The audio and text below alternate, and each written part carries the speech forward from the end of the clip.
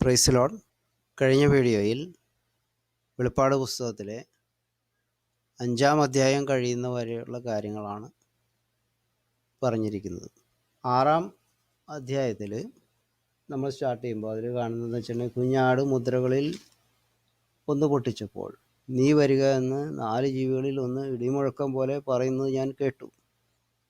അപ്പോൾ ഞാനൊരു വെള്ളക്കുതിരയെ കണ്ടു. അതിന്മേൽ ഇരിക്കുന്നവൻ്റെ കയ്യിൽ ഒരു വില്ലുണ്ട്. അവനൊരു കിരീടവും ലഭിച്ചു. അവൻ ജയിക്കുന്നവനായും ജയിപ്പാനായും പുറപ്പെട്ടു. ഇതാണ് 1-ാം മുദ്ര പൊട്ടിച്ചപ്പോൾ ഉണ്ടായ കാര്യം. ഇതെന്താണ്? ഒരു 99% ആൾക്കാരും പെന്തക്കോസ്ത് പാത്രന്മാരുള്ള ഇതിനെപ്പറ്റി പഠിപ്പിക്കുന്നത്. അവർ പറയുന്നത് ഇത് അന്തിക്രിസ്തുവാണ്. അന്തിക്രിസ്തു ആണെന്ന് ഇതിൽ എഴുതിയിട്ടുണ്ടോ? ഇതിൻ്റെ പുറത്ത് വ്യക്തിയിരിക്കുന്നു എന്നാണ് പറയണേ. അത് യഥാർത്ഥത്തിൽ വ്യക്തിയാണോ? 2-ാമത്തെ മുദ്ര പൊട്ടിച്ചപ്പോൾ എന്താണ്ടായത്? ചുവന്ന കുതിര പുറപ്പെട്ടു. അതിൻ്റെ പുറത്ത് ഇരിക്കുന്നവന് മനുഷ്യർ അന്യോന്യം കൊല്ലുവാൻ തക്കവണ്ണം ഭൂമിയിൽ നിന്ന് സമാധാനം എടുത്തുകളയുന്ന അധികാരം ലഭിച്ചു. ഒരു വാള് അവന് കിട്ടി എന്ന് പറയും. ഇതെന്താ ഒരാളാണോ? ഒരു വ്യക്തിയല്ല, അതൊരു ആത്മാവാണ്. അതുപോലെ തന്നെ ഇതും ഒരു ശക്തിയാണ്. ഈ പുസ്തകം എഴുതിയിട്ട് 1900 വർഷം കഴിഞ്ഞു, യോഹന്നാൻ എഴുതി. അപ്പം അന്ന് മുതൽ ഉള്ള ഒരു കാര്യമാണ് ഈ പറഞ്ഞിരിക്കുന്നത്. യുദ്ധവും യുദ്ധശ്രുതികളും നിങ്ങൾ കേൾക്കും, ചഞ്ചലപ്പെടരുതെന്ന് മത്തായി സുവിശേഷം 24-ാം അധ്യായത്തിൽ പറയുന്നുണ്ട്. അപ്പോൾ യുദ്ധവും യുദ്ധശ്രുതിയുമാണ്. അത് വളരെ സിവിയറായിട്ടുള്ള യുദ്ധമല്ല, വളരെ സിവിയറായിട്ടുള്ള യുദ്ധം വരുന്നുണ്ട്. അത് വന്നിട്ടില്ല. ഇപ്പോൾ 1-ാം ലോകമഹായുദ്ധം ലക്ഷക്കണക്കിന് ആൾക്കാർ മരിച്ചുപോയി. 2-ാം ലോകമഹായുദ്ധത്തിൽ ലക്ഷക്കണക്കിന് ആൾക്കാർ മരിച്ചുപോയി. അതിനേക്കാളൊക്കെ ഗുരുതരമായിട്ടുള്ളത് ഇനി വരാനിരിക്കുക. ഇപ്പോഴും യുദ്ധം നടന്നുകൊണ്ടിരിക്കുന്നില്ലേ? പല സ്ഥലത്തും യുദ്ധശ്രുതികളില്ലേ? ഇപ്പോൾ ചൈന ഇന്ത്യയെ ആക്രമിക്കാൻ പോകുന്നു. ഒരിക്കൽ ട്രൈ ചെയ്തു. അവർ പ്രോഡക്ട്സ് ഇവിടെ സെല് ചെയ്യാൻ പറ്റില്ല, അതും പ്രോബ്ലം ആവുന്നൊക്കെ കണ്ടു കഴിഞ്ഞപ്പോൾ അവർ സ്റ്റോപ്പ് ചെയ്തു. ഉണ്ടായ കാര്യമാണ്. ഇപ്പോഴും വേറെ തരത്തിലുള്ള സാമ്പത്തിക യുദ്ധങ്ങൾ അമേരിക്കയും ചൈനയായിട്ട് നടക്കുന്നുണ്ട്. അതുപോലെ തന്നെ റഷ്യ അമേരിക്കനെ ആക്രമിക്കണം എന്നുള്ള ആഗ്രഹത്തോടെ ഒരുപാട് യുദ്ധോപകരണങ്ങൾ അവിടെ വലിയ ടെക്നോളജിക്കൽ ഇമ്പ്രൂവ്മെൻറ്റ്സ് ഒക്കെ നടത്തി പലതും അവർ ചെയ്തു വെച്ചിരിക്കുകയാണ്. ഇതെല്ലാം ഉപയോഗിക്കാൻ വേണ്ടിയിട്ടാണ്. ന്യൂക്ലിയർ ആയുധങ്ങളെല്ലാം ഉപയോഗിക്കാൻ വേണ്ടിയിട്ടാണ്. അപ്പോൾ അതുകൊണ്ട് അതൊരു യുദ്ധവും യുദ്ധശ്രുതിയുമാണ്. അത് സിവിയറിറ്റി ഇല്ല, അതാണ് ആ കാണിക്കുന്നത്. ആ വില്ല എന്ന് പറയുന്ന ഒരു യുദ്ധത്തിൻ്റെ അവസ്ഥയാണ് കാണിക്കുന്നത്. അത് കൂടുതൽ സിവിയർ അല്ലെന്ന് മാത്രമേ ഉള്ളൂ. അന്തിക്രിസ്തു ഒന്നുമല്ല അത്. പിന്നെ അന്തിക്രിസ്തു എപ്പോഴാണ് വരുന്നത് എന്നുള്ളതൊക്കെ ബൈബിളിൽ എഴുതിയിട്ടുണ്ട്. 11-ാം അധ്യായത്തിലാണ് അന്തിക്രിസ്തു വരുന്നതിനെ പറ്റി എഴുതിയിരിക്കുന്നത്. ഇത് അന്തിക്രിസ്തുവേ അല്ല. 2-ാം മുദ്ര പൊട്ടിച്ചപ്പോൾ വരിക എന്ന് 2-ാം ജീവി പറയുന്നത് ഞാൻ കേട്ടു. അപ്പോൾ ചുവന്നതായ മറ്റൊരു കുതിര പുറപ്പെട്ടു. അതിൻ്റെ പുറത്ത് ഇരിക്കുന്നവന് മനുഷ്യർ അന്യോന്യം കൊല്ലുവാൻ തക്കവണ്ണം ഭൂമിയിൽ നിന്ന് സമാധാനം എടുത്തു കളയേണ്ടതിന് അധികാരം ലഭിച്ചു. ഒരു വലിയ വാളും അവന് കിട്ടി. അതായത് സമാധാനം എടുത്തു കളയാനുള്ള ഒരു ആത്മാവാണത്. ഭൂമിയിലിപ്പോൾ എവിടെയെങ്കിലും സമാധാനം ഉണ്ടോ? വീടിൻ്റെ അകത്ത് സമാധാനം ഉണ്ടോ? ഒരു സ്ഥലത്തുമില്ല സമാധാനം. ഒരു രാജ്യത്തലവന്മാർക്ക് ഒരു മര്യാദയായിട്ട് ഭരിക്കാൻ പറ്റുമോ? നടക്കില്ല. എന്നാൽ സ്ട്രോങ് ആയിട്ടുള്ള രാജ്യങ്ങളുണ്ട്, ചൈന, റഷ്യ അങ്ങനെയുള്ളത്. അല്ലാത്ത സ്ഥലങ്ങളിലൊക്കെ ഈ ഇവിടെ ഇന്ത്യയിലായാലും ഇവിടെ ആയാലും എങ്ങനെയെങ്കിലും കയറി ഇരിക്കുന്നവനെ താഴ്ത്തിടണം. താഴ്ത്തി വലിച്ചിട്ട് അവർക്ക് ആളാവണം. അതിന് എന്ത് കുതന്ത്രം ചെയ്യാനും മടിയില്ലാത്ത മനുഷ്യരാണ് ഉള്ളത്. അപ്പോൾ സമാധാനം എവിടെയുമില്ല. വീടിൻ്റെ അകത്ത് സമാധാനമില്ല. എല്ലാ തരത്തിലുള്ള ദുഷ്ടതയും ഈ ലോകത്ത് ഉണ്ട്, നമ്മൾ കണ്ടുകൊണ്ടിരിക്കുകയാണ്. അപ്പോൾ അതിനെപ്പറ്റിയാണ് ഈ 2-ാമത്തെ മുദ്രയെപ്പറ്റി പറയുന്നത്. ഈ പറയുന്ന കാര്യങ്ങൾ മത്തായി സുവിശേഷം 24-ാം അധ്യായത്തിലും അതിൽ ലൂക്കോസിൻ്റെ സുവിശേഷത്തിലും മറ്റ് മർക്കോസ് എല്ലാ സ്ഥലത്തും എഴുതിയിട്ടുണ്ട്. അത് കഴിഞ്ഞ് 3-ാം മുദ്ര പൊട്ടിച്ചു. അപ്പോൾ വരിക എന്ന് 3-ാം ജീവി പറയുന്നത് ഞാൻ കേട്ടു. അപ്പോൾ ഞാനൊരു കറുത്ത കുതിരയെ കണ്ടു. അതിന്മേൽ ഇരിക്കുന്ന ഒരു തുലാസ് പിടിച്ചിരിക്കുന്നു. ഒരു പണത്തിന് 1 ഇടങ്ങഴി ഗോതമ്പ്, ഒരു പണത്തിന് 3 ഇടങ്ങഴി യവം. എന്നാൽ എണ്ണയ്ക്കും മീനിനും കേട് വരുത്തരുത് എന്നൊരു 4 ജീവികളുടെയും നടുവിൽ നിന്ന് ഒരു ശബ്ദം ഞാൻ കേട്ടു. ഇത് ക്ഷാമമായിട്ട് പറയണത്. ക്ഷാമമുള്ള സമയത്ത് നമ്മൾ കേടുവരാത്ത സാധനങ്ങൾ സൂക്ഷിച്ചു വെക്കണം എന്നാണ് ഇത് പറഞ്ഞതിൻ്റെ അർത്ഥം. എണ്ണയും മീനെന്ന് പറഞ്ഞാൽ ഈ മറ്റുള്ള സാധനങ്ങളുമാതിരി അങ്ങനെ പെട്ടെന്ന് ചീത്തയാവുന്ന സാധനങ്ങളല്ല. അത് കൂടുതൽ സിവിയറായിട്ട് വരുന്നത് അന്തിക്രിസ്തുവിൻ്റെ ഭരണകാലത്താണ്. പക്ഷെ അതിന് മുമ്പ് തന്നെ ഇങ്ങനെയുള്ള അവസ്ഥ അതിൻ്റെ ചെറിയ തോതിലുണ്ടാവും. അപ്പോൾ അങ്ങനെ വരുമ്പോൾ കേടുവരാത്ത സാധനങ്ങൾ സൂക്ഷിച്ച് വയ്ക്കുന്നതിൽ തെറ്റൊന്നുമില്ല. അന്തിക്രിസ്തുവിൻ്റെ രണ്ടാമത്തെ 3.5 ഇയേഴ്സിൽ ഇങ്ങനെയുള്ള അവസ്ഥ വരുമ്പോൾ നമുക്ക് ഭക്ഷണം കിട്ടാതെ വരുമ്പോൾ ഇങ്ങനെയുള്ള കാര്യങ്ങൾ നമ്മൾ ചെയ്യേണ്ടതായിട്ട് വരും. അതിൻ്റെ ഒരു മുന്നായിട്ടുള്ളൊരു ഇൻഫർമേഷനാണ് അതിൽ എഴുതിയിരിക്കുന്നത്. അത് കഴിഞ്ഞാൽ 4-ാം മുദ്ര പൊട്ടിച്ചപ്പോൾ വരിക എന്ന് 4-ാം ജീവി പറയുന്നത് ഞാൻ കേട്ടു. അപ്പോൾ ഞാൻ മഞ്ഞ നിറമുള്ള ഒരു കുതിരയെ കണ്ടു. അതിന്മേലിരിക്കുന്നവന് മരണം എന്നു പേര്. പാതാളം അവനെ പിന്തുടർന്നു. അവർക്ക് വാളുകൊണ്ടും ക്ഷാമം കൊണ്ടും മഹാവ്യാധി കൊണ്ടും ഭൂമിയിലെ കാട്ടുമൃഗങ്ങളെ കൊണ്ടും കൊന്നുകളവാൻ ഭൂമിയുടെ 4/1 അധികാരം ലഭിച്ചു. 4-1 ജനസംഖ്യ കുറഞ്ഞു പോകും ഈ മുദ്ര പൊട്ടിച്ച് തീരുമ്പോൾ എന്നാണ് പറയുന്നത്. അതിലെന്തെന്നാ പറയുക, ആദ്യത്തെ വാക്യം എന്താണ്? ഇരിക്കുന്നതിന് മരണം എന്ന പേര്, പാതാളം അവന്. ഈ മരണം എന്ന് പറയുന്നത് അതൊരാത്മാവാണ്. അത് ഭൂമിക്കടിയിലുള്ള ഒരാത്മാവാണത്. ഞാൻ പണ്ട് രക്ഷിക്കപ്പെടാത്ത കാലത്ത് അവിടെ എനിക്ക് അനുഭവമുണ്ട്. അവിടെ ഒരു മരണം സംഭവിക്കുന്നതിന് മുമ്പായിട്ട് അവിടെ വീട്ടിന് മുമ്പിൽ ഒരു പൂച്ച വന്നിരിക്കും. അത് ഭയങ്കര ദീനരോധനം കാണിച്ച് ആ സാധനം ഈ ആൾ മരിക്കുന്നവരെ അവിടെ ഇരിക്കുകയാണ്. ഒന്നാമത്തെ കാര്യം തന്നെ ഈ മൃഗങ്ങൾക്ക്, പട്ടി, പൂച്ച, അതുപോലെ തന്നെ ചില പക്ഷികൾക്കൊക്കെ ഈ ദുരാത്മാക്കളെ കാണാൻ സാധിക്കും. അപ്പോൾ അത് കാണുമ്പോൾ അതിൻ്റെ ഭീകരത കാണുമ്പോൾ അതിന് പേടിയാവാണ്. അതുകൊണ്ടാണ് അത് ഇങ്ങനെ നിലവിളിച്ചുകൊണ്ടിരിക്കുന്നത്.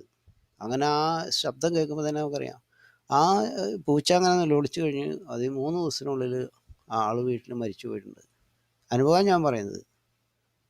ദുരാത്മാക്കളെ പറ്റി നമുക്ക് കാണാൻ സാധിക്കില്ല, പക്ഷെ അവർക്ക് കാണാൻ സാധിക്കും. ഈ നല്ല ആത്മാക്കളെ കാണാനും ഇങ്ങനെയുള്ള ജീവികൾക്ക് സാധിക്കും. എനിക്കനുഭവമുണ്ട്. അപ്പം ഞാനൊരു തൊട്ടടുത്ത വീട്ടിൽ താമസിക്കുന്ന സ്ഥലത്ത് ഇങ്ങനെ ഒരു കടിക്കുന്നൊരു പട്ടി അവിടെയുണ്ട്. അപ്പോൾ ഞാൻ ഏത് നേരം ഇങ്ങനെ ഈ പിള്ളേർ അവിടെ ബുദ്ധിമുട്ടൊക്കെ ഉണ്ടാവുക അത് പറയാൻ വേണ്ടിയിട്ട് അവിടെ ചെന്ന് കഴിഞ്ഞപ്പോൾ ഈ പട്ടി കടിക്കുന്ന പട്ടിയാണ്. അപ്പോൾ അവൻ്റെ അകത്തൊരു ദുഷ്ടസ്ത്രീ ഉണ്ടായിരുന്നു. അവൾ എന്ത് ചെയ്താൽ പട്ടീനെ കഴിച്ചു വിട്ടു. പട്ടീനെ കഴിച്ചു വിട്ട് കഴിഞ്ഞിട്ട് നോക്കിയപ്പോൾ അവൾ വിചാരിച്ച് ഈ പട്ടി എന്നെ കടിക്കും എന്ന്. കട്ടി എൻ്റെ അടുത്ത് വന്നിട്ട് ഇങ്ങനെ കൈ കൂപ്പിക്കൊണ്ട് ഇങ്ങനെ നിലത്ത് നിൽക്കുകയാണ്. പഠിക്കുന്ന പട്ടി ഉണ്ടായ കാര്യം ഞാൻ പറയണേ. ആത്മാക്കളെ തിരിച്ചറിയാനായിട്ട് പട്ടിക്ക് സാധിക്കും, മൃഗങ്ങൾക്ക് സാധിക്കും, പലതിനും. പട്ടിക്കും പൂച്ചയ്ക്കും സാധിക്കുന്നു എനിക്ക് എൻ്റെ അനുഭവത്തിൽ നിന്ന് ഞാൻ മനസ്സിലാക്കിയിട്ടുണ്ട്. അപ്പോൾ അത് മരണത്തിൻ്റെ ആത്മാവാണെന്ന് ഞാൻ പറഞ്ഞില്ലേ. മരണം എന്ന് പറയുന്നത് ഒരാത്മാവാണ്. അത് നരകത്തിലേക്ക് പോകേണ്ടതായിട്ട് ആൾക്കാരെ മുഴുവൻ അങ്ങനത്തെ ആത്മാവാണ് കൂട്ടിക്കൊണ്ടുപോകുക. അതേസമയം ദൈവത്തിനുള്ള ആൾക്കാർ, നന്മ ചെയ്ത് ഈ ലോകത്ത് ജീവിച്ച, ദൈവത്തിൻ്റെ വചനം അനുസരിച്ച് ജീവിച്ച ആൾക്കാരെ കൊണ്ടുപോകുന്നത് നല്ല ആത്മാക്കളാണ്. ദൈവത്തിൻ്റെ മാലാഖമാരാണ് കൊണ്ടുപോകുന്നത്. അവർ കൊണ്ടുപോകുന്നത് ഇതിനെപ്പറ്റി ബൈബിളിൽ പറഞ്ഞിട്ടുണ്ട്. അതായത് അബ്രഹാമിൻ്റെ മടിയിലേക്ക് ലാസറിനെ കൊണ്ടുപോയി ദൈവദൂതന്മാർ അവനെ കൊണ്ടുപോയി എന്നാണ് പറയുന്നത്. പിന്നെ അടുത്ത വചനം എന്താ പറയുന്നത്? അവർക്ക് വാളുകൊണ്ടും ക്ഷാമം കൊണ്ടും മഹാവ്യാധി. വാളും ക്ഷാമവും മഹാവ്യാധി ഇപ്പോഴില്ലേ?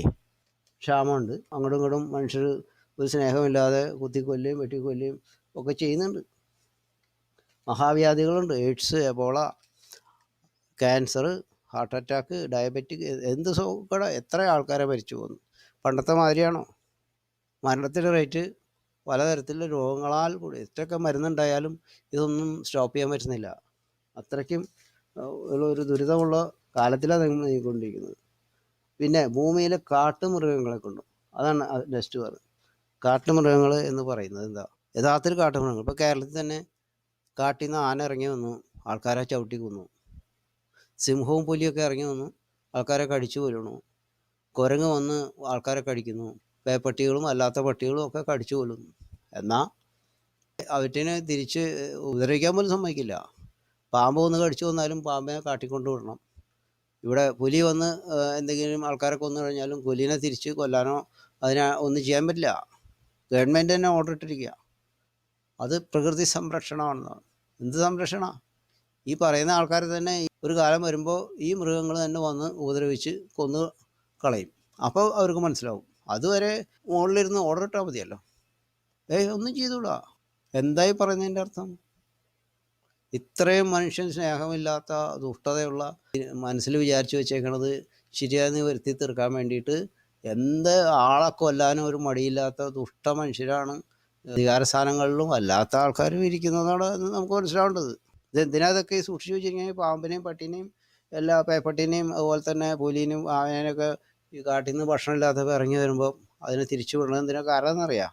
അവർക്ക് പോകാൻ ഇഷ്ടമല്ല, അവിടെ ഭക്ഷണമില്ല, അതുകൊണ്ടാണ് പോകാത്തത്. അന്തിക്രിസ്തുവിൻ്റെ കാലത്ത് ഇതെല്ലാം തിരിച്ചു വരും. അവിടെ ഒരു ഭക്ഷണമില്ല, കാട്ടിലെ വൃക്ഷങ്ങൾ നശിച്ചു പോവും. അവിടെ ഒരു ഭക്ഷണമില്ലാതെ വരുമ്പോൾ ഇതെല്ലാം തിരിച്ചു വന്ന് മനുഷ്യനാണ് അവരുടെ ഫുഡ്. പിന്നെ അതിന് വേണ്ടിയിട്ടാണ് ഈ കാര്യങ്ങളെല്ലാം ഇങ്ങനെ ഒരു കൂട്ടി വച്ചിരിക്കുന്നത്. അതാണ് അതിന് നമുക്ക് മനസ്സിലാക്കാനുള്ളത്. അത് കഴിഞ്ഞിട്ട് പിന്നെ നെക്സ്റ്റ് ഈ കാട്ടുമൃഗങ്ങൾ രണ്ട് തരത്തിലുള്ളതാണ്. മനുഷ്യർ തന്നെയാണ്. ഇവിടെ ഭീകരപ്രവർത്തനം പണ്ട് കാലത്തെങ്ങും ഇല്ലാത്ത മാതിരി വലുതായിരിക്കുക. ബോംബ് വെച്ച് കൊല്ലുക, പബ്ലിക്കിൽ ട്രക്ക് ഇടിച്ച് കൊല്ലുക, ബസ്സിൽ ബോംബ് കൊണ്ടുവന്ന് വയ്ക്കുക, കൊല്ലുക. അവരും തന്നെ ചാകുന്നുണ്ട്, അതിനൊരു മടിയൊന്നുമില്ല. അല്ലെങ്കിൽ ദീർഘരെ വെടിവെച്ച് കൊല്ലുക, ഇതൊക്കെയാണ് ചെയ്യുന്നത്. ഇതെന്തിനാണ് അവർ ചെയ്യുന്നത്? ഇവർക്ക് സ്വർഗത്തിൽ പോകണം. അവരുടെ സ്വർഗത്തിൽ എന്താ ഉള്ളത്? 72 കന്യകമാരെ അവിടെ റെഡിയാക്കി നിർത്തിയിരിക്കുക ഇവർക്ക് വേണ്ടിയിട്ട് എന്നാണ് അവർ വിശ്വസിക്കുന്നത്. അവരുടെ പുസ്തകങ്ങളിലും അങ്ങനെ എഴുതി വെച്ചിട്ടുണ്ട്. ഈ മാതിരിയുള്ള ദുഷ്ടതയാണ് അവർ ചെയ്യുന്നത്. അപ്പോൾ അതും ഒരു കാട്ടുമൃഗങ്ങൾ തന്നെയാണ്, വൈൽഡാണ് അവർ. അവർക്ക് ബുദ്ധിയില്ല, അതുകൊണ്ടാണ് അവരങ്ങനെ ചെയ്യുന്നത്. അപ്പോൾ അതിൽ നിന്നും ഈ 4ാമത്തെ മുദ്ര പൊട്ടിക്കുമ്പോൾ ഉണ്ടാവുന്ന സംഗതി മനസ്സിലായല്ലോ. ഇതെല്ലാം ഇപ്പം നടന്നുകൊണ്ടിരിക്കുന്നതാണല്ലോ അല്ലേ. ഈ 1 മുതൽ 4 വല്ല കാര്യങ്ങളെല്ലാം ഇവിടെ നടന്നുകൊണ്ടിരിക്കുന്നതാണ്. അത് മത്തായിയുടെ സുവിശേഷത്തിൽ പറഞ്ഞിരിക്കുന്നതായിട്ടുള്ള വചനങ്ങളാണ് ഇതെല്ലാം. അപ്പോൾ അതിൽ പറയുന്ന എന്താണ്, സുനാമി, ഇതൊക്കെ പണ്ട് നമ്മൾ കേട്ടിട്ട് പോലുമില്ല. കടലിൻ്റെയും ഓളത്തിൻ്റെയും തിരമാലകളുടെ ശബ്ദം കേട്ട് ഭയപ്പെടും, ജാതികൾക്ക് സംഭ്രമം ഉണ്ടാകുമെന്ന് പറയുന്നുണ്ട്. അതൊക്കെ ഈ പറയുന്ന ഇതിൻ്റെ തുടർച്ച. കാര്യങ്ങളെല്ലാം തുറന്നു കഴിഞ്ഞാൽ അവിടെ സ്റ്റോപ്പ് ചെയ്യുന്നില്ല, അതിങ്ങനെ കണ്ടിന്യൂ ചെയ്തുകൊണ്ടിരിക്കുക ആണെന്നാണ് അതിൻ്റെ പറഞ്ഞതിൻ്റെ അർത്ഥം. അവൻ 5ാം മുദ്ര പൊട്ടിച്ചപ്പോൾ ദൈവവചന നിമിത്തവും തൻ്റെ നിങ്ങൾ പറഞ്ഞ സാക്ഷി ഹേതുവായും അറുക്കപ്പെട്ട ആത്മാക്കളെ ഞാൻ യാഗപീഠത്തിന് കീഴിൽ കണ്ടു. വിശുദ്ധനും സത്യവാനുമായ നാഥ, ഭൂമിയിൽ വസിക്കുന്നവരോട് ഞങ്ങളുടെ രക്തത്തെക്കുറിച്ച് നീ എത്രത്തോളം ന്യായവിധിയും പ്രതികാരവും നടത്താതെയിരിക്കും എന്ന് അവർ ഉറക്കെ നിലവിളിച്ചു. അതായത് ഭീകരന്മാർ കൊന്നതായിട്ടുള്ള ദൈവമക്കൾ, അല്ലാത്തവരും കൊന്നതായിട്ടുള്ള ദൈവമക്കൾ അവർ സ്വർഗത്തിലാണ് വസിക്കുന്നത്. അപ്പോൾ അവർക്ക് സങ്കടങ്ങളുണ്ട് ഇപ്പോഴും. പക്ഷെ അവരുടെ സങ്കടം കണ്ണീര് തുടച്ചു മാറ്റുന്നൊരു അവസ്ഥ ദൈവം അവർക്കൊരു രൂപാന്തരം കൊടുക്കുന്ന ഒരു സമയം വരും. അത് അവസാന സമയത്ത് വരുന്നു പറയുന്നുണ്ട്. വെളിപ്പാട് പുസ്തകത്തിൻ്റെ അവസാന ഭാഗങ്ങൾ വായിക്കുമ്പോൾ നമുക്ക് മനസ്സിലാവും അതെപ്പോഴാണ് വരുന്നതെന്ന്. അവരുടെ കണ്ണിൽ നിന്ന് കണ്ണീരെല്ലാം തുടച്ച് അവർ വിശക്കില്ല ദാഹിക്കില്ല എന്നൊക്കെ പറയുന്ന സാഹചര്യം വരും. അതിപ്പോൾ ഇല്ല, അത് മുമ്പ് അവർക്ക് അനുഭവിച്ച ദുഃഖങ്ങളെക്കുറിച്ച് ഓർമ്മ വരികയും ചെയ്യും, അവരിങ്ങനെ നിലവിളിച്ചുകൊണ്ടിരിക്കുകയും ചെയ്യും. അപ്പോൾ ആ ഒരു സംഗതി ഒരു ആത്മീക മണ്ഡലത്തിൽ നടക്കുന്ന കാര്യമാണ്. അത് മനുഷ്യന് ഇവിടെ ഇരുന്നാൽ കാണാൻ പറ്റില്ല. 4 വരെ തുറന്നു കഴിഞ്ഞു, 5ാമത്തെ മുതൽ കാണാൻ പറ്റില്ല. അപ്പം പിന്നെ നെക്സ്റ്റ് നമുക്ക് എന്താ പ്രതീക്ഷിക്കാനുള്ളത്? ഇനി പ്രതീക്ഷിക്കാനുള്ളത് 6ാമത്തെ മുദ്ര. അത് 12ാം വാക്യത്തിൽ പറയുന്നുണ്ട്. 6ാം മുദ്ര പൊട്ടിച്ചപ്പോൾ വലിയൊരു ഭൂകമ്പം ഉണ്ടായി. സൂര്യൻ കരിമ്പടം പോലെ കറുത്തു, ചന്ദ്രൻ മുഴുവൻ രക്തതുല്യമായി തീർന്നു. അങ്ങനെ സംഗതി ഇതുവരെ ഉണ്ടായിട്ടുണ്ടോ? ഒരിക്കലും ഉണ്ടായിട്ടില്ല. വലിയ ഭൂകമ്പം ഉണ്ടാവുകയും ഉടനെ തന്നെ സൂര്യൻ കരിമ്പടം പോലെ കറുക്കുകയും ചന്ദ്രൻ രക്തമായി സംഭവിച്ചിട്ടില്ല. അല്ലാത്ത തരത്തിൽ സൂര്യൻ എക്ലിപ്സ് വന്നിട്ട് ഇങ്ങനെ സംഭവിക്കുന്നുണ്ട്. അത് മുന്നോടിയായിട്ട് വരുന്ന കാര്യങ്ങളാണ്. അതല്ല, ഇതിൻ്റെയൊക്കെ മുമ്പായിട്ട് വരുന്ന ചില അടയാളങ്ങളെന്ന് പറയുന്നത് ഒഴിച്ചാൽ ഇതല്ല.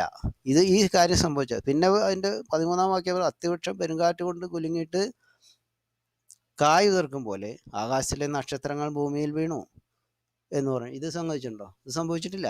ഇങ്ങനെ നക്ഷത്രങ്ങൾ വീഴുക എന്ന് പറഞ്ഞാൽ നക്ഷത്രങ്ങളല്ല, അത് വെച്ചിട്ടുണ്ടെങ്കിൽ വാൽ നക്ഷത്രങ്ങളാണ്. വാൽ നക്ഷത്രം എന്ന് പറഞ്ഞാൽ ഈ മിറ്റിയേഴ്സിനെ പറ്റിയാണ് പറയുന്നത്. നക്ഷത്രങ്ങളൊക്കെ പറഞ്ഞാൽ അനേക മില്യൺ ടൈംസ് വലുപ്പമുള്ള അങ്ങനെ പ്രകാശിക്കുന്ന സാധനം. അതൊന്നും ഭൂമിയിൽ വീഴല്ല, അതിലേക്ക് ഭൂമി പോയെന്നുള്ളതല്ലാതെ അതിനപ്പുറം ഒന്നുമില്ല. അപ്പോൾ ഇത് മെറ്റീരിയൽസാണ്. അത് വീഴുന്നു പറയേണ്ട ആ സമയത്ത് അതൊന്നും ഇവിടെ സംഭവിച്ചിട്ടില്ലല്ലോ. അത് നമുക്കറിയാം. പുസ്തക ചുരുട്ടും പോലെ ആകാശം മാറിപ്പോയി, ആകാശം എല്ലാം പോകാൻ സമയത്ത് പിന്നെ എല്ലാ മലയും ദൈവവും സ്വസ്ഥാനത്തും ഇതും സംഭവിച്ചിട്ടില്ല. അതായത് ലോകവ്യാപകമായിട്ട് ഉണ്ടാകുന്ന വലിയൊരു പ്രോബ്ലമാണ് ഇത് ഈ കാണിക്കുന്നത്. ഭൂമിയിലെ രാജാക്കന്മാരും മഹത്തുക്കളും സഹസ്രാധിപന്മാരും ധനാന്മാരും ബലവാന്മാരും സകലദാസനും സഹോദരനും ഗുഹകളിലും മലപ്പാറകളിലും ഒളിച്ചുകൊണ്ട് മലകളോടും പാറകളോടും ഞങ്ങളുടെ മേൽ വീഴുവിൻ, സിംഹാസനത്തിൽ ഇരിക്കുന്നവൻ്റെ മുഖം കാണാതെ വണ്ണം കുഞ്ഞാടിൻ്റെ കോപം തട്ടാതെ വണ്ണവും ഞങ്ങളെ മറപ്പിൻ എന്നാ പറയുന്നത്. അതായത് അവർക്ക് വീടുകളിലൊന്നും താമസിക്കാൻ നിവൃത്തിയില്ലാത്ത കാരണം മലകളിലേക്ക് ഓടിപ്പോവാണ്. എത്ര വലിയ വീടും ഒക്കെ വെച്ചിട്ടുള്ള ആൾക്കാരായാലും അതെല്ലാം ആ സമയത്ത് പൊളിഞ്ഞു പോകും എന്ന് തന്നെയാണ് പറയുന്നത്. ഇപ്പോൾ ചെറിയ വീട് താമസിക്കുന്നവർക്ക് ചെറിയ കുഴപ്പം, വലിയ വീട് വെച്ചവർക്ക് അതിൻ്റെ കുഴപ്പം, എല്ലാം കുഴപ്പമാണ്. അപ്പോൾ അത് ഒരാൾക്കും അതിന് ഒഴികഴിവില്ല, എല്ലാവർക്കും സംഭവിക്കുന്ന കാര്യമാണ്. ദൈവമക്കൾക്കുള്ള ഗുണമെന്ന് വെച്ചാൽ ജീവന് കുഴപ്പമുണ്ടാവില്ല, ജീവൻ ദൈവത്തിൻ്റെ കയ്യിൽ പ്രൊട്ടക്റ്റഡ് ആയിരിക്കും എന്ന് മാത്രമേ നമുക്ക് പറയാനുള്ളൂ. അപ്പോൾ ജീവനാണല്ലോ എല്ലാത്തിനും വലുത്. പക്ഷേ ഈ ലോകത്ത് സമ്പത്തിനെ സ്നേഹിക്കുന്ന ആൾക്കാർക്ക് അത് മാത്രമേ കിട്ടുള്ളൂ, പക്ഷെ അവരുടെ ജീവൻ നശിച്ചു പോകും. അതുണ്ടാവും വേണേ. അവസാന കാലത്തെ പറ്റി യേശുക്രിസ്തു പറഞ്ഞാൽ ലോകത്തിൻ്റെ ഭാര്യ ഓർത്തുകൊള്ളി, പൂവാറയായിട്ട് ലോകത്തിൻ്റെ ഭാര്യ മാറി എന്ന് പറയുന്നത്. അത് ദൈവം പറഞ്ഞത് പോട്ടെ, അത് വിട്ടുകളാ. അതിനെപ്പറ്റി നമ്മൾ ആലോചിച്ചിട്ട് കാര്യമില്ല, അത് പോയി. പിന്നെ അത് തിരിച്ചെടുക്കാൻ നോക്കിയാൽ ഡേഞ്ചറാണ്. അതാണ് ആ പറയുന്നതിൻ്റെ അർത്ഥം. അപ്പോൾ ഈ സംഗതി ഇപ്പോഴും ഉണ്ടായിട്ടില്ല. ലോകവ്യാപകമായിട്ടുള്ളൊരു ഭൂമികുലുക്കം, അതുപോലെ തന്നെ ആകാശത്തു നിന്നുള്ള ഇങ്ങനെ മെറ്റീരിയൽസ് വീഴലൊന്നും ഭൂമിയിൽ സംഭവിച്ചിട്ടില്ല. അത് സംഭവിക്കുമ്പോൾ നമുക്ക് എന്താ മനസ്സിലാവണേ? 6ാമത്തെ മുദ്ര പൊട്ടിച്ചു. അത് കഴിഞ്ഞിട്ട് എന്താ പറയുക? 7ാമത്തെ അധ്യായം. 7ാമത്തെ അധ്യായത്തിൽ എന്താ പറയുന്നത്? അതിൻ്റെ ശേഷം ഭൂമിമേലും കടലിന്മേലും യാതൊരു വൃക്ഷത്തിന്മേലും കാറ്റ് ഊതാതിരിക്കേണ്ടതിന് 4 ദൂതന്മാർ ഭൂമിയിലെ 4 കാറ്റും പിടിച്ചുകൊണ്ട് ഭൂമിയുടെ 4 കോണിൽ നിൽക്കുന്നത് ഞാൻ കണ്ടു. കാറ്റ് കുറച്ച് നേരത്തേക്ക് ഇല്ലാതെ പറയുന്നു. ഇതിന് ശേഷം മറ്റൊരു ദൂതൻ ജീവനുള്ള ദൈവത്തിൻ്റെ മുദ്രയുമായി കിഴക്ക് നിന്ന് കയറുന്നതും കണ്ടു. ഇപ്പോൾ അടുത്തത് 4 ദൂതന്മാർ, ഊതാനുള്ള ദൂതന്മാരവർ അവരിൽ മുദ്രയല്ല, അവർ കയറി വരുന്നത് കണ്ടെന്ന് പറയുന്നത്. നമ്മുടെ ദൈവത്തിൻ്റെ ദാസന്മാരുടെ നെറ്റിയിൽ ഞങ്ങൾ മുദ്രയിട്ട് കഴിയോളം ഭൂമിക്കും സമുദ്രത്തിനും വൃക്ഷങ്ങൾക്കും വരുത്തരുത് എന്ന് ഉറക്കെ വിളിച്ചു പറഞ്ഞു. അപ്പം ഈ ദാസന്മാർക്ക് മുദ്രയിടണം. 4 ദൂതന്മാർ ചെയ്യാൻ പോകുന്ന കാര്യം, ഊതുമ്പോൾ വരാൻ പോകുന്ന ദോഷം വളരെ ഗൗരവമായിട്ടുള്ള കാര്യമാണ്. അത് ഈ പറഞ്ഞ ആൾക്കാർക്ക് ആ ദോഷം വരാൻ പാടില്ല. അതിനു വേണ്ടിയിട്ടാണ് അവർ മുദ്രയിടുന്നത്. അത് ആരാന്ന് വെച്ച് കഴിഞ്ഞാൽ ഇസ്രായേൽ ഗോത്രങ്ങളിൽ 12000 ഓരോ ക്ലോസത്തിൽ വെച്ചിട്ട് 144,000 പേര്.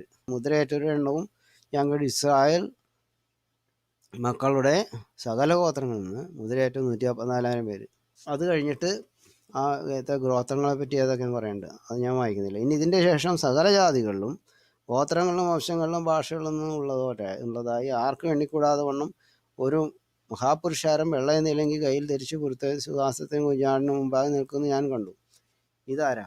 ഇത് ദൈവമക്കളാണത്. അവർക്ക് നേരത്തെ തന്നെ മുദ്രയുണ്ട്. എഫെസ്യർക്ക് എഴുതിയ ലേഖനം 1-ാം അധ്യായത്തിൽ പറയുന്നുണ്ട്. 1-ാം അധ്യായം 14-ാം വാക്യം. തൻ്റെ സ്വന്തം ജനത്തിൻ്റെ വീണ്ടെടുപ്പിന് വേണ്ടി തന്നെ മഹത്വത്തിൻ്റെ പുകഴ്ചയായിട്ട് നമ്മുടെ അവകാശത്തിൽ അച്ചാരം വാഗ്ദത്തത്തിന് പരിശുദ്ധാത്മാവിനെ മുദ്രയിട്ടിരിക്കുന്നു. ഈ 144,000 പേര് മാത്രമല്ല മുദ്രയുള്ളവർ, ഇവരും ഉണ്ടെന്നാണ് പറയുന്നതിൻ്റെ അർത്ഥം. രക്ഷ എന്നുള്ളത് സിംഹാസനത്തിൽ ഇരിക്കുന്നവനായ നമ്മുടെ ദൈവത്തിൻ്റെയും കുഞ്ഞാടിൻ്റെയും ദാനം എന്നവർ അത്യുച്ചത്തിൽ ആർത്തുകൊണ്ടിരുന്നു. സകല ദൂതന്മാരും സിംഹാസനത്തിൻ്റെയും മൂപ്പന്മാരുടെയും 4 ജീവികളുടെയും ചുറ്റും നിന്ന് സിംഹാസനത്തിൻ്റെ മുമ്പിൽ കവിണ്ണു വീണു. ആമേൻ. നമ്മുടെ ദൈവത്തിന് എന്നേക്കും സ്തുതിയും മഹത്വവും ജ്ഞാനവും സ്തോത്രവും ബഹുമാനവും ശക്തിയും ബലവും ആമേൻ എന്ന് പറഞ്ഞ് ദൈവത്തെ നമസ്കരിച്ചു. മൂപ്പന്മാരിൽ ഒരുത്തൻ എന്നോട്, വെള്ള നീലങ്കി ധരിച്ചിരിക്കുന്ന ഇവർ ആർ? ഇവിടെ നിന്ന് വന്നു എന്ന് ചോദിച്ചു. ഈ യോഹന്നാനോട് ചോദിക്കുക, ഇവരാരാ നിങ്ങൾക്ക് മനസ്സിലായോ എന്ന് ചോദിക്കുക. അപ്പോൾ പറയണം, യോഹന്നാൻ അറിയുമല്ലോ എന്ന് യോഹന്നാൻ പറയാണ്. പറഞ്ഞതിന്, ഇവർ മഹാകഷ്ടത്തിൽ നിന്ന് വന്നവർ കുഞ്ഞാടിൻ്റെ രക്തത്തിൽ തങ്ങളുടെ അങ്കി അലക്കി വെളുപ്പിച്ചിരിക്കുന്നു. അത് കുഞ്ഞാടിൻ്റെ രക്തത്തിൽ അങ്കി വെളുപ്പിച്ചവരാരാ? ദൈവത്തിൻ്റെ മക്കളാണ്. വിശ്വാസ സ്നാനം പ്രാപിച്ച് യേശുവിൻ്റെ രക്തത്താൽ അനുദിനം കഴുകൽ പ്രാപിച്ചുകൊണ്ടിരിക്കുന്നതായിട്ടുള്ള ദൈവമക്കളെ കുറിച്ചാണ് ആ പറയുന്നത്. മറ്റത് ഇസ്രായേൽ ഗോത്രത്തിൽ നിന്നുള്ള ആൾക്കാർ 34,000. ഇത് മറ്റ് ദൈവമക്കളെ കുറിച്ചായി പറയും. അത് ആർക്കും എണ്ണിക്കൂടാത്ത ആൾക്കാരുണ്ടെന്ന് പറയണേ. അനവധി ആൾക്കാരെ ദൈവം തിരഞ്ഞെടുത്തിട്ടുണ്ട്. ഇതുവരെ തിരഞ്ഞെടുത്ത് കഴിഞ്ഞു, ഇനി തിരഞ്ഞെടുക്കാനുണ്ട്. അവരെ പറ്റിയാണ് ഈ പറയുന്നത്. അത് മനസ്സിലായിട്ട്, അതുകൊണ്ട് അവർ ദൈവത്തിൻ്റെ സിംഹാസനത്തിന് മുമ്പിൽ ഇരുന്ന് അവൻ്റെ ആലയത്തിൽ രാപ്പകൽ അവനെ ആരാധിക്കുന്നു. സിംഹാസനത്തിൽ ഇരിക്കുന്നവന് കൂടാരമായിരിക്കും, അവൻ്റെ പ്രൊട്ടക്ഷനിൽ ഇരിക്കുന്നു എന്നർത്ഥം. സിംഹാസനത്തിൽ ഇരിക്കുന്ന ആരോ? യേശുക്രിസ്തു ഇരിക്കുന്നത്. ഇനി അവർക്ക് വിശക്കയില്ല, ദാഹിക്കുകയുമില്ല, വെയിലും യാതൊരു ചൂടും അവരെ മേൽ തട്ടുകയില്ല. സിംഹാസനത്തിൻ മധ്യേ ഉള്ള കുഞ്ഞാട് അവരെ മേയിച്ച് ജീവജലത്തിൻ്റെ ഉറവിടത്തിലേക്ക് നടത്തുകയും ദൈവം താൻ അവരെ കണ്ണിൽ നിന്ന് കണ്ണിൽ എല്ലാം തുടച്ചു. ഇതിപ്പോൾ പറയുന്നത് അറിയോ, അവർ ജീവജലത്തിൻ്റെ ഉറവിലേക്ക് നടത്തുന്നതാണ്. ജീവജലം എവിടെ നിന്നാണ് വരുന്നത്? അത് വെളിപ്പാട് പുസ്തകത്തിലാണ് ജീവജലത്തിൻ്റെ ഉറവിനെ പറ്റി പറയുന്നത്. അത് അവിടേക്ക് നമുക്കൊന്ന് പോവാം. 21-ാം അധ്യായത്തിൽ 4-ാം വാക്യമാണ്. ആ സമയത്താണ്, അത് ഏറ്റവും അവസാനമാണ് ഈ സംഗതി സംഭവിക്കുന്നത്. അതുവരെ അവർക്ക് ദുഃഖവും സങ്കടമൊക്കെ ഉണ്ട്. ആത്മാവിലൊരു രൂപാന്തരം ക്രിസ്തനായ ദൈവം കൊടുക്കുമെന്നാണ് പറഞ്ഞതിൻ്റെ അർത്ഥം. ദൈവം താൻ അവരുടെ കണ്ണിൽ നിന്ന് കണ്ണുനീരെല്ലാം തുടച്ചു കളയും എന്ന് പറഞ്ഞു. ആ സമയത്താണ് അത് സംഭവിക്കുന്നത്.